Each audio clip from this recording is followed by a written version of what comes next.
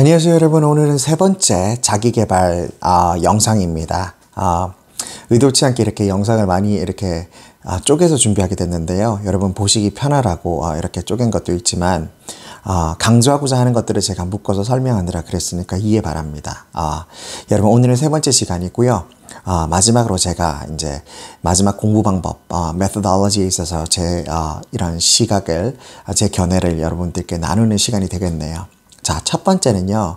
어떻게 하면 내가 공부를 잘하고 학습에 대해서 도가 틀 것인가. 자, 무슨 공부를 하든 여러분이 상관없습니다. 수학이든 영어든 그리고 의학이든 뭐 간호학이든 그 어떤 공부를 하시더라도 절대로 잊지 말아야 될 공부 학습의 최대 그리고 가장 중요한 그것은 이론은 이겁니다. 1번.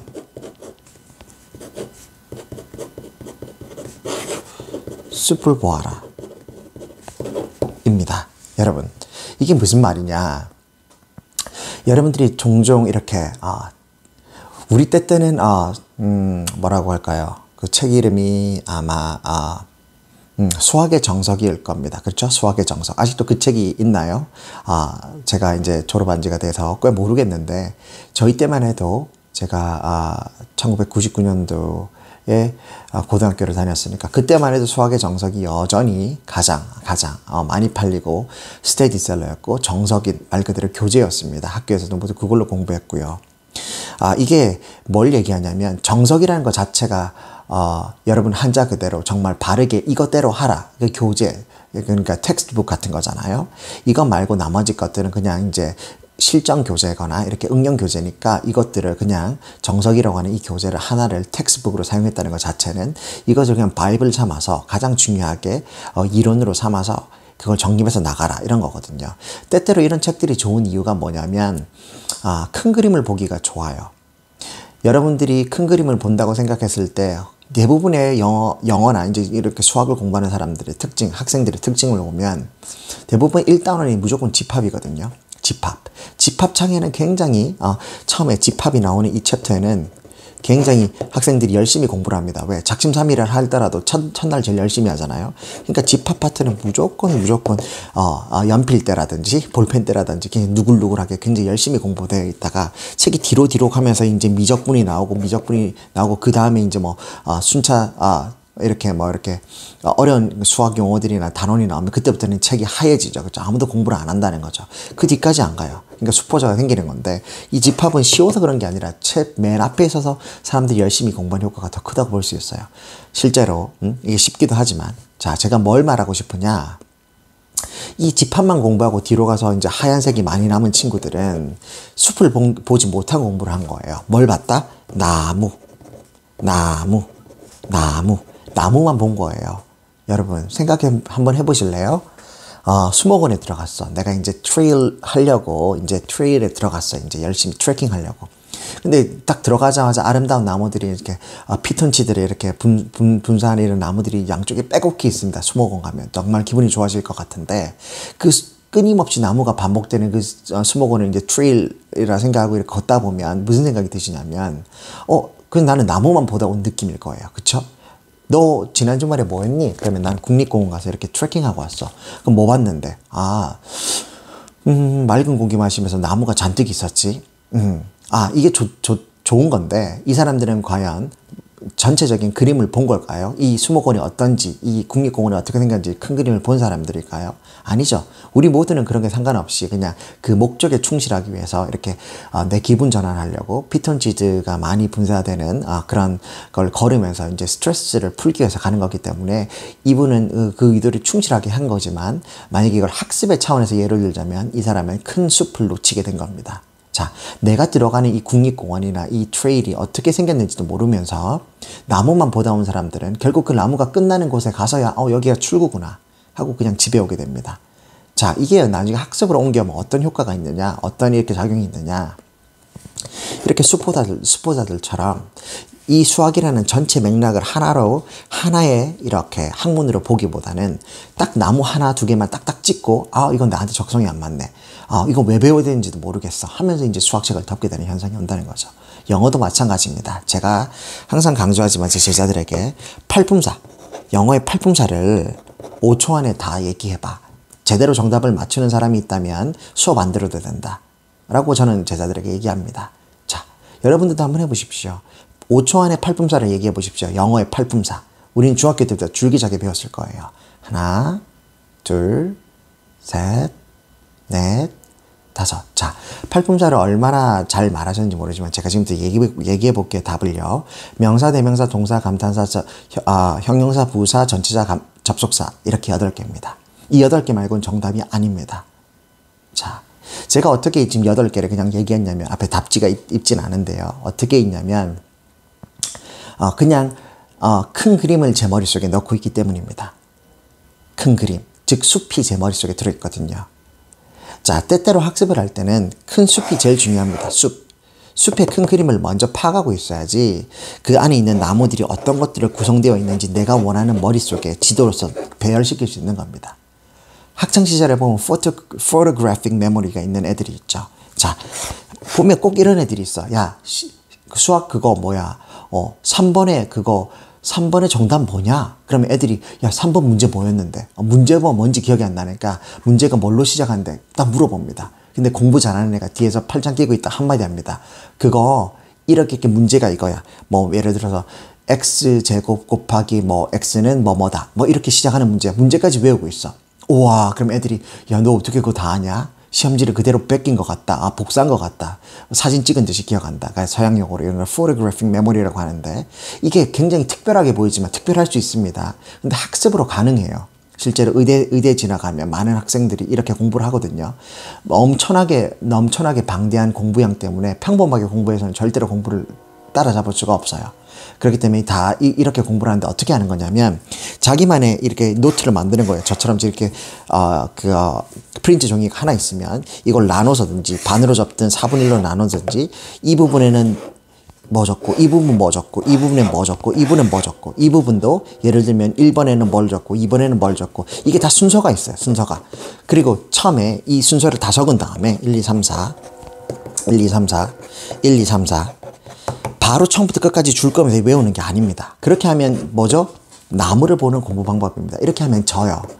이렇게 하면 절대로 방대한 공부량을 이길 수도 없고 시간 비용 대비 절대로 효율성을 거둘 수 없습니다. 어떻게 해야 되느냐? 이 1번의 제목, 1번에 내가 뭘 주제로 썼는지 제목이 만약에 ASD, P, A 예를 들어서 이렇게 약자로 제가 썼다. 이게 주제입니다. 이런 것들. 이 주제를 가지고 이걸 그대로 사진으로 옮기는 겁니다. 자기 머릿속으로. 그러면 애들이 있죠. 시험 문제 때. 그거 몇 페이지에 그 우측 상단에 있어. 몇 페이지의 우측 상단. 어떻게 기억할까요? 바로 이 공부 방법으로 학습한 애들이 학교 시절에 공부 잘하는 애들이 이렇게 기억을 해냈던 겁니다. 사진으로 찍은 것 같죠? photographic memory 같죠? 이게 머리가 좋아야 할 수 있는 게 아니고 여러분들도 할 수가 있어요. 저도 몰랐다가 의대 가서 이걸 배워서 했으니까요. 누구나 할 수 있다는 겁니다. 다시 한번 얘기하지만 전 체육을 전공한 사람입니다. 근데 저도 이렇게 해요. 몇 페이지에 어느 장면에 여기 있는 거야 라고 기억해냅니다. 왜 그렇게 해야 돼서 그런 게 아니라 훈련이거든요. 그리고 이 노트는 누가 만든 게 아니라 내가 만들어야 되는 거예요. 그래서 방대한 자료가 있더라도 우선 숲을 그리는 게 제일 중요하다는 거죠. 숲을 어떻게 그린다? 숲을 어떻게 그린다? 이렇게 자기만의 도식표로 여기는 뭐가, 여기는 뭐가, 여기는 뭐가, 여기는 뭐가 해놓고 1번은 이거야, 2번은 이거야. 제목을 다 외우는 겁니다. 이거야, 이거야, 이거야. 이렇게. 그렇게 해놓으면 자기가 자기 머리에 넣은 거기 때문에 언제 어디서든지 뺐을 수가 있는 겁니다. 그리고 그 다음에 숲을 다 익힌 다음에 나무로 가는 겁니다. 이 안에 뭐 어떤 가지들이 있는지 이렇게 가지가 분사가 되겠죠? 이렇게 가지가. 하위 품목들이. 이렇게. 그래서 이렇게 나무를 집어넣는 겁니다. 나무. 자, 수학으로 다시 돌아보죠. 집합만 배운 사람들은 뭐를 하는 사람이다? 나무만 보고 숲을 배우지 않아서 그냥 실패한 사람들입니다. 바로 여기 지엽적인, 말 그대로 지엽적인 것에 집착을 해버린 나머지 큰 계열을 못 본 사람들이에요. 근데 우리 대한민국의 교육 자체가 아직 큰 그림을 보여주는 수학 교육이 아니었거든요. 저는 그렇게 배웠으니까.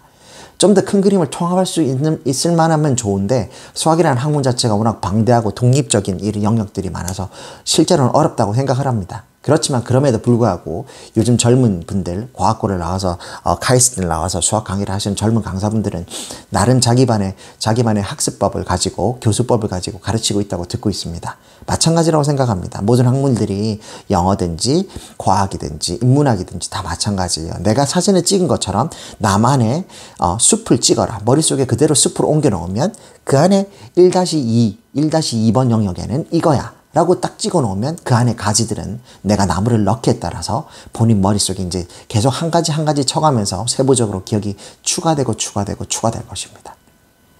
아시겠죠? 자, 그게 첫 번째입니다. 두 번째는요. 제가 너무 많이 썼는데 오늘 두 번째는, 첫 번째는 숲을 파악하라, 숲을 보아라 였고요. 두 번째는 뭐냐? 두 번째는 바로 개념 파악입니다. 자, 공무원 시험을 준비하거나 편입을 준비하거나 의대 입시를 준비하거나 아니면 그 LSAT이나 이렇게 로스쿨을 준비한다거나 모든 사람들이 어려운 시험을 준비할 때는 항상 내가 어떤 것부터 시작해야 되는지 고민이 많으실 겁니다. 책은 어떤 걸 사야 되고 그리고 어떤 책으로 해서 합격에 골인할 수 있을지 이렇게 고민을 많이 합니다. 자, 대부분의 사람들은 이제 문제집도 많이 사지만 이제 결국에는 학습서를 사야 된단 말이죠. 학습서. 뭐냐? 이게 바로 텍스트북으로 여길 만한 내가 개념을 파악할 수 있는 그런 이제 자습서가 돼야 되겠죠. 그런 것들이 적게는 한 권, 많게는 한 2-3권 될 겁니다. 문제집이 아니라는 소리예요. 문제집은 응용의 영역이고요. 개념 파악은 응용의 반대 개념입니다. 자, 응용을 하려면 개념 파악이 먼저 돼야 돼요. 뭐겠어요? 자, 수학을 다시 예로 들게요. 수학의 정석을 딱 펴보시면 학습 목표가 있죠. 항상 학습 목표라고 있습니다. 학습 목표, 단원 목표라고도 하죠. 모든 책들이 다 그래요. 단원 목표, 학습 목표 나오죠. 이게 바로 큰 그림을 보여주는 숲입니다. 숲. 이 단원에서는 이 숲을 봐야 돼. 이걸 위주로 봐야 돼. 하고 딱 숲을 찍어주는 겁니다. 이 안에 가지가 뭐가 있다는 것도. 그럼 여기 이제 1번, 2번, 3번, 4번들이 나오죠. 이것들의 핵심 목표적인 개념들이 나옵니다. 자, 집합의 개념 이야기, 교집합 이야기, 뭐 여러 가지 단어들이 나오면서 이렇게 나옵니다. 이거 하나가 다 개념들입니다. 개념들이 이제 반드시 이해가 선행돼야 되겠죠. 자, 개념 이해 없이 다음 책장을 넘기시는 사람들은 절대로 안 됩니다. 이 개념이 이해되기 위해서 때때로 문제를 접근해야 되는 경우가 더 많지만 수학에 있어서는 나머지 인문학이라든지 이런 것들은 오래 진득하게 팔짱 끼고 앉아서 이해할 수 있는 경우도 종종 많이 있습니다. 자, 무슨 공부를 하는지에 따라서 조언이 달라져야 되겠지만 제가 하고 싶은 말은 그겁니다. 문제를 통해서든지 뭘 통해서든지 좋습니다. 개념 파악이 선행된 사람만이 응용의 단계로 갈 수 있습니다. 때때로 사람들이 많이 물어봅니다. 내가 학습지를 이만큼 재어놓고 풀었다. 정말 막 보면 엄청나게 풀어요. 막 진짜 양으로 승부를 보는 거죠. 근데 그 사람들이 결국 승리를 더 잘할까요? 물론 할 수 있죠. 양으로 승부를 봐도 되니까. 근데 개념을 깨우친 사람은 절대로 이길 수가 없어요. 개념 하나를 딱 잡고 가면 개념이 꼬리에 꼬리를 물거든요. 마찬가지입니다. 영어를 또 잠깐 적용해보면 팔품사 5구 3절, 영어에서 가장 중요한 거 2개를 들어라 하면 문법의 왼쪽에는 팔품사 5구 3절 플러스 문장의 5형식이고요. 이걸 전체를 관통하는 법칙을 하나 꼽으라면 영어 전체에서 제일 중요한 동사를 잡아야 됩니다. 그 동사 중에서도 동사가 나타내는 핵심 가치 뭘까요? 동사 중심주의. 이 동사 중심주의에서 파생된 것들이 4대 준동사고, 그래서 4대 준동사도 준동사니까 준동사 중심주의로 파생된 거거든요. 이 동사 중심주의를 이해하면 동사를 이해할 수 있고요. 동사를 이해하면 영어의 홀로 60%를 이해하게 되는 거고요. 그렇게 된다면 영어의 큰 그림, 팔품사구 3절과 맞아떨어지면서 동사의 앞에는 주어가, 동사의 뒤에는 목적어 또는 보어가 위치한다는 대원칙 안에서 모든 영어 문장이 제가 지금 감히 얘기합니다. 100%입니다. 예외는 없습니다. 모든 영어 문장이 다 해석이 되어져야 됩니다. 그 방법은 학습을 통해서 배우면 되는 겁니다. 이 대전제를 깔고 숲을 통해서 이 개념 정리를 하고 머릿속에 빠방빵 박아 놓으면 그 다음에 가지를 치는 건 아주 쉬운 거예요. 즉 가지는 뭐다? 나무를 치는 거죠. 지금 제가 1번, 2번은 나눴지만 같은 소리를 하는 겁니다. 숲은 개념이고요. 나무는 응용입니다. 정확하게 그렇게 비유를 하시면 돼요. 나무에 집착하고 응용에 집중해서 문제를 많이 풀거나 하는 사람들은 절대로 이 영어라는 아니면 학습이라는 미로를 쉽게 탈출할 수 없을 겁니다. 개념을 잡으셔야 됩니다. 핵심 개념, 그 단원에서 내가 오늘 공부하고자 하는 그 파트에서 법이면 법, 뭐 여러 가지 뭐 경찰 공무원 민법 뭐 많잖아요. 형사사 소송법 뭐 그 법에 있어서 내가 오늘 배우고자 하는 그 법의 챕터에서 페이지가 20페이지다. 그럼 페이지에서 가장 중요한 단원들을 제일 유심히 먼저 하이라이트 치셔야 됩니다. 그게 바로 숲이거든. 큰 단어를 집착해서 제목을 못 외우는 사람들은요, 나머지 그 안에 가지를 외울 수가 없어요. 그래서 큰 제목은 항상 큰 글씨로, 좀 더 큰 글씨체로, 볼드체로 항상 책마다 쓰여 있는 겁니다. 그 누구도 책이 왜 그렇게 쓰여있는지 설명 안 해줬죠, 여러분들께. 책은 그렇게 쓰여지는 겁니다. 책의 맨 앞에 뭐가 나와 있죠? 목차. 목차가 나옵니다. 테이블이. 목차가 제일 중요합니다. 근데 우리는 때때로 목차를 너무 우습게 여기죠. 책을 살 때, 서점 갈 때 여러분 어떤 기준으로 고르시죠? 아, 책을 넘겨보고, 아, 표지가 예뻐서, 아, 안에 보니까 표지 질이 좋아서, 아, 안에 보니까 그림이 많아서. 그렇죠? 아, 글씨체가 좋아서, 이 사람이 쓴 배열이 좋아서, 이 사람이 쓴 말투가 좋아서. 그렇죠? 그런 식으로 책을 고르는 사람이 많아요. 꼭 그런 건 아니지만, 때때로 좋은 책들은 좀 입에 쓴 약처럼 보기에 투박하고, 그렇기도 합니다. 전 그런 책들을 많이 봐왔어요. 그런데 그런 진짜 책들과 응용을 너무 많이 해서 세련되지만 정작 개념이나 핵심을 무시한 책들은 차이가 확 나는 게 바로 목차를 보면 표가 납니다. 목차에 속으면 안 돼요. 목차를 봐야 돼. 목차를 보면 이 사람이 제대로 알고 썼구나 모르고 썼구나를 알 수 있어요. 영어를 예를 들면 방금 8품사 553절을 왜 그렇게 배열을 했는지, 그런 글쓴이의 내만의 생각의 철학이 그 책의 목차에 담겨야 됩니다. 그 목차라는 것들은 학습하는 사람들, 이 책을 사서 읽는 사람들에 대한 길잡이거든요. 내가 이 순서대로, 이 중요한 순서대로 썼어. 그러니까 너희들 당황하지 말고 내가 쓴 순서대로 따라와. 이렇게 느껴져야 되는데, 어떤 사람들은 관사라는 챕터 한에 관사 썼다가 그 다음에 챕터 한 2개 건너뛰고 형용사가 나왔다가, 이런 책들이 많아요. 관사는 형용사에 속하는 거거든요. 그럼 어디서 배워야 될까요? 당연히 형용사 파트 다음에 바로 나와주거나 인접해서 목차를 썼어야 되는 건데 말이죠. 동사도 마찬가지입니다. 투부정사, 동명사, 현재분사, 과거분사 이런 것들을 사대중동사라고 하는데, 이 4개 챕터는 떨어뜨려 놓으면 안 돼요. 근데 종종 많이 저는 그런 책들 너무 많이 봤습니다. 목차에 이것들이 다 떨어져 있어요. 뭐 하나 중간에 끼어 있더라고. 잘못된 책이란 말이죠. 학습하는 사람들이 어떻게 그 진리를 파악하고 큰 그림, 숲을 그릴 수가 있겠습니다. 절대로 그릴 수가 없습니다. 이게 바로 글을 쓴 사람들의 태도예요. 책임감이 없는 거죠. 내가 가진 지식에 대한, 본인이 알고 있으면 지식이 저주에 빠지기 쉽다고 하는데, 내가 알고 있다고 중요한 게 아닙니다. 글을 쓰는 사람들, 책을 내는 사람들은 저는 의무가 있다고 생각해요. 인쇄를 받고 돈을 이렇게 자기 지식을 이렇게 나누는 만큼, 소매업을 하는 것만큼 이 지식에 대한 책임을 져야 되는데, 그것들이 바로 저는 목차에 담겨야 된다고 생각합니다. 그러니까 여러분 앞으로 안에 있는 그런 것들에 현혹되지 마시고 목차를 잘 보세요. 그리고 글쓴이가 어떤 식으로 썼는지 처음에 글쓴이의 말을 보면 됩니다. 목차와 글쓴이의 말을 보고 글을 이렇게 책을 사는 그런 날이 왔으면 좋겠습니다. 어쨌든 오늘 제 내용은 여기까지입니다. 첫 번째 숲을 봐라. 그 다음 나무를 봐라. 그리고 개념을 파악해라. 그 다음에 응용으로 넘어가라. 그러면 모든 학습이 쉬워질 것입니다. 자, 지난 시간에 했던 것 총정리해서 오늘 간단하게 얘기하고 끝내겠습니다. 제일 처음에 제가 뭐라고 그랬죠? 학습이 왜 어렵다고 그랬죠? 학습은 우리 인간 자체가, DNA 자체가, 우리 세포가, 그리고 세포보다 더 낮은 단계인 전자 자체가 신이 우리한테 어떤 의무를 줬냐면 끊임없이 움직이고 활동하게끔 만들었다. 그것이 즐겁고 편안하게 만들었다. 그게 우리가 시스템이 돼 있는 반대, 공부라는 것, 즉 학습이라는 것 자체가, 어느 것에 득도한다는 것 자체가 움직이는 것에 정반대 영역으로 태엽을 돌리는 거다. 그러니까 끊임없이 움직이지 말고 가만히 있어라. 가만히 있고 머리를 움직여서 끊임없이 사고해라. 그러면서 끊임없이 오랜 시간 반복됐을 때 되는 것이다. 그렇죠. 그래서 공부가 어려운 거고, 또 학습적인 측면에서는 관성의 법칙이라는 게 있다. 평생 공부를 하지 않은 사람들은 공부를 하지 않는 게 더 편한 거고, 공부를 해온 사람들은 공부를 하는 게 더 편한 거다. 관성이죠. 그러니까 공부하지 않았던 사람이 어떤 학문을 새롭게 공부하기 위해서는 관성을 뛰어넘어서, 그러니까 관성의 법칙을 이겨야 되는데, 그게 바로 역지 또는 마찰력인데, 그걸 넘어서는 만큼 처음에는 고도의 노력이 들어갈 거다. 근데 그것만 일단 지나면 공부가 쉬워질 거다. 그러니까 그만큼 될 때까지 작심삼일이라도 좋으니까 작심삼일 10번 하는 각오로 계속해라.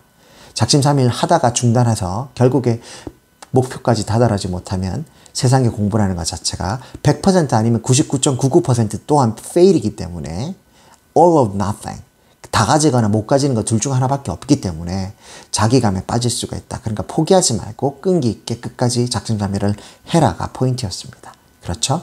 그 이외에 망각곡선, 제가 법칙 이야기하면서 어떻게 효율적으로 반복을 해야 되는지, 자, 자기 전에 그날 배웠던 거 3일 뒤에, 일주일 뒤에, 2주일 뒤에, 한 달 뒤에 이런 식으로 최소 5-6번을 반복해주면 측두엽에 있던 해마에 있던 기억이 전두엽으로 가서 영원히 장기 기억으로 넘어간다는 것까지, 그렇게 하면서 공부의 방법론적인 걸 제가 설명드렸습니다.